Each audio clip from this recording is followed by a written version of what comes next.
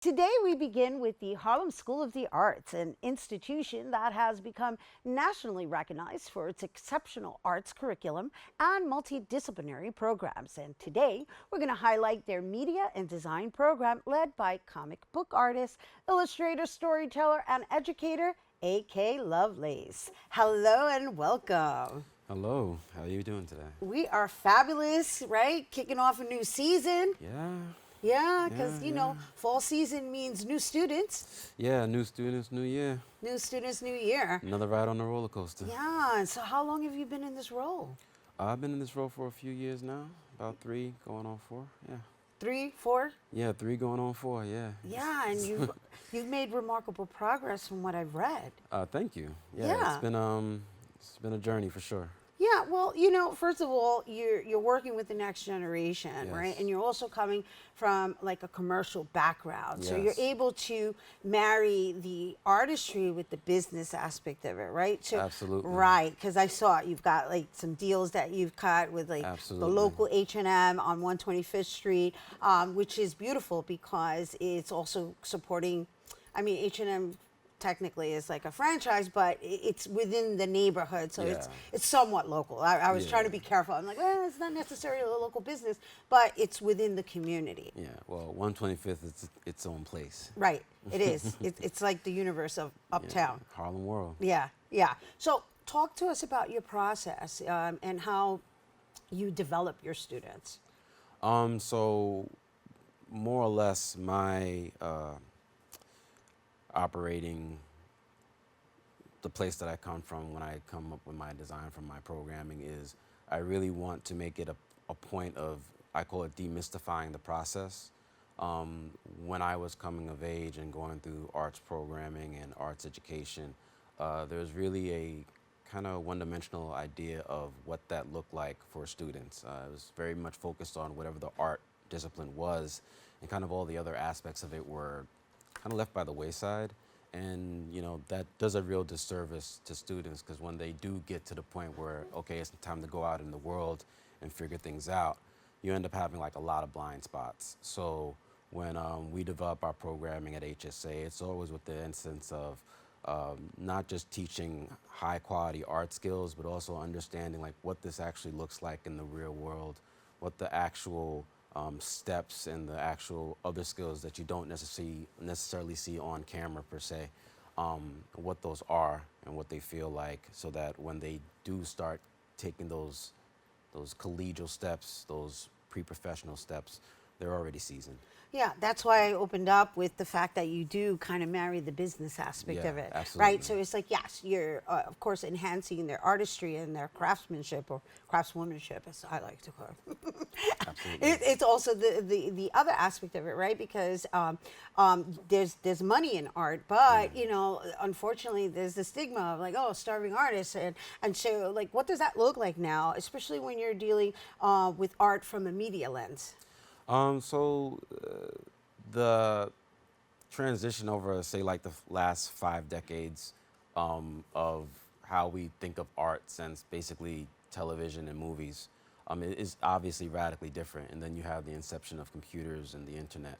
So the way that people interact with art and the way that artists produce art it's a way different scale. The connectivity is way different. The access to technology that more or less served as de facto gatekeepers for a lot of art forms is different now. You can get your hands on industry level visual arts software. You can get your hands on industry level actual production machines. So there's a whole lot of access that is different in the way that art is produced and in the way that art serves within society. Art is a business like every other thing. And there's a lot of people that don't understand that from just a basic societal standpoint. You have, regular people don't really think about those things. They don't realize that all the things that you buy and see they were designed by somebody. Right. And that person got paid, and hopefully got paid well. Right. So, and that's also part of the mission, is trying to bridge that gap, because there is a very long, not so great very bad, honestly, is Right, to be right, the, right, right, the right. tortured broke artist, Right. and we don't want to indoctrinate that next generation into that paradigm. That's beautiful. That's Yeah. beautiful, right? So, definitely. Well, they came in woke anyway. This next generation, they're woke. Yeah, they were definitely ahead of us, that's for sure. Yeah. So, talk me through one of your classes, right? First of all, do people have to qualify to be in your classes? No, they just have to be young and in New York City Got it. and be able to Okay. get to Well, Harlem. no, I don't know if you're taking on beginners, Oh no, we take on intermediate. all.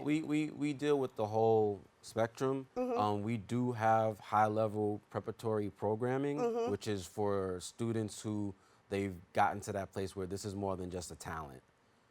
There's real meat on the bone, and there's a real desire to pursue this at a professional level. So we have that, but we also have a lot of programming for people that are still trying to figure themselves out. I went to a specialized art high school, and I graduated with a lot of friends who still didn't really know what they wanted to do, Right. even though they were going to a specialized high Right. school. So there's that aspect of it, and also HSA is we're extraordinarily dynamic foundation. We have all 4 major art forms in one building. So if you come into the building at age 6 doing one thing, it's not necessarily that you're going to be, if you stay and you're going into high school, that you're still going to be doing the same thing. You may come in for dance and then find out you like music. You may come in music and then find out you like theater.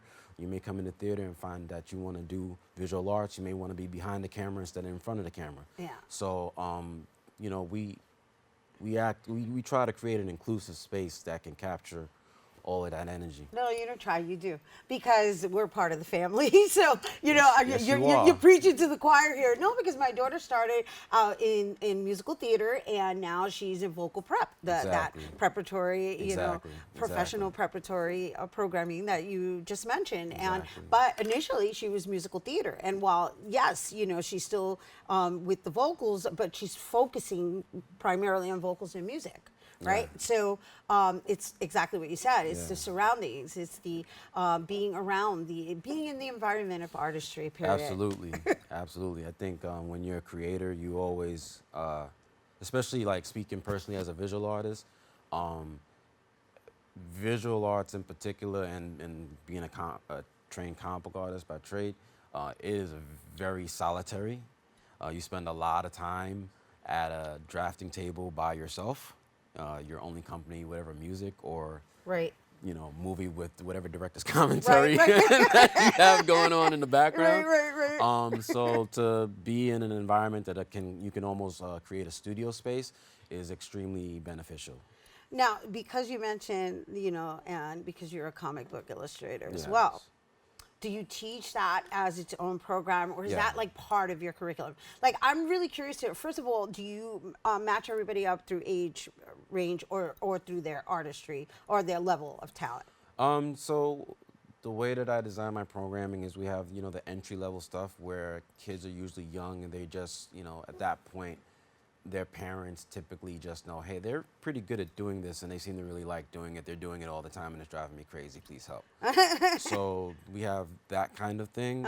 And then we also have, I know speaking for myself that, I kind of knew what I was into pretty Right. early on. So we try to straddle that. Right. So we have early age drawing and painting for beginners, but we also have beginners comic book. Right. We also have beginners animation. So we also have beginners digital painting for students that are already experimenting in Procreate and creating things in Photoshop, and they're not even out of elementary school yet. So we have things that kind of find them where they're at, and then help get them to where they're trying to go and imagine themselves to be. And so, do you have like comic books that have been Yeah. made by the students? Yeah, so we have a pretty robust comic book program. We have like several robust programs, but my big get is always to have the students able to realize the thing, whatever the thing is. Right.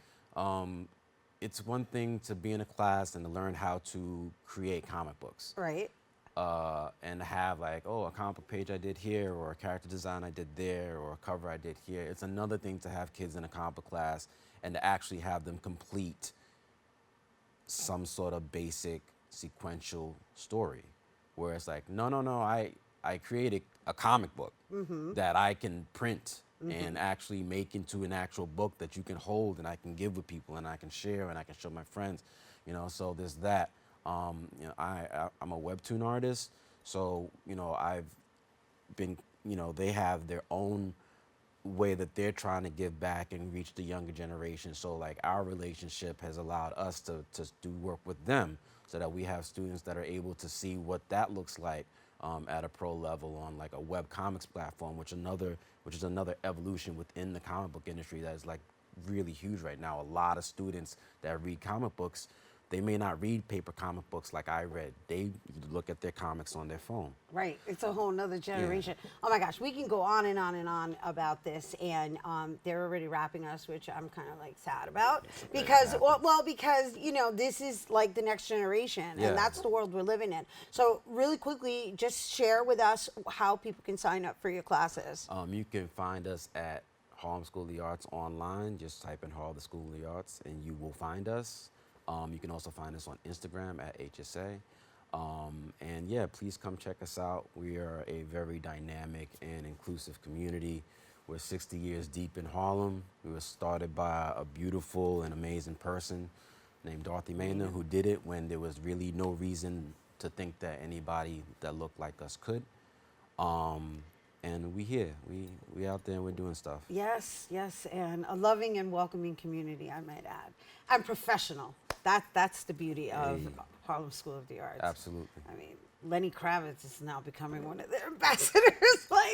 Lenny Kravitz is an alum. We have a lot of people of that nature. I know. It's a beautiful thing.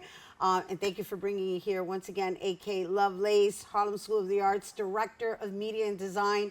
Listen, we went into like so many different sectors that I think it's best that you guys just go check out the website to learn more about the programs. And you can do so by going to hsanyc.org. All right, stay tuned. There's more open when we return.